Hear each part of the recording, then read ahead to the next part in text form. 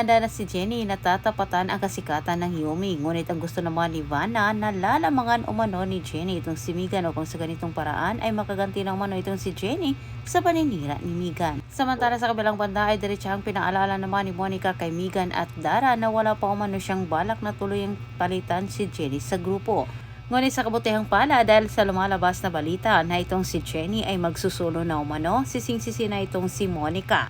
Kahit sa puntong ito ay walang nagawa naman itong si Monica kundi sundin ang gusto ni Megan. Hindi ko na natatakot itong si Megan kay Jenny kahit ito ay nagsusolo na dahil batid naman umano nila na hindi sisikat itong si Jenny dahil marami umanong galit kay Jenny. Nagsisimula si Jenny sa umpisa, sumali siya sa audition para makilala bilang solo.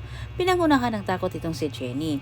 Ngunit si Vanna naman ang nagpapalakas kay Jenny at pinaalala nito ang pagtanggal ni Monica at pangmamaliit ni Megan. Ginawa ni Jenny ang lahat sa gitna niyang audisyon para makakuha ng simpatya sa mga tao. At sobrang natutuwa naman itong si Vanna at ang kanyang ina. Sa kabilang banda ay hindi naman inasahan ni Megan na makasalubong din niya ang isang grupo na magko-concert umano. Ligawan ni Megan ang nasabing grupo para sila ang kukunin na mag-guest. Ngunit naging gulat na lang ni Megan ang diretsa naman siyang sinagot sa nasabing grupo na meron na umano silang nakuha at walang iba kundi si Jenny. Inasahan ni Dara ang biglang pagsulpot sa tunay na ama ni Megan. Nakabahan itong si Dara na baka malaman ni Megan lalo na sa lahat na hindi nila anak ni Dio si Megan. Ayaw naman ni Megan na kilalanin itong si Jenny na bilang kapatid at totoo ang gusto ni Megan. Bigla na lang lumitaw ang tunay niyang ama. Maraming salamat sa panonood at antabayanan ang susunod kong update.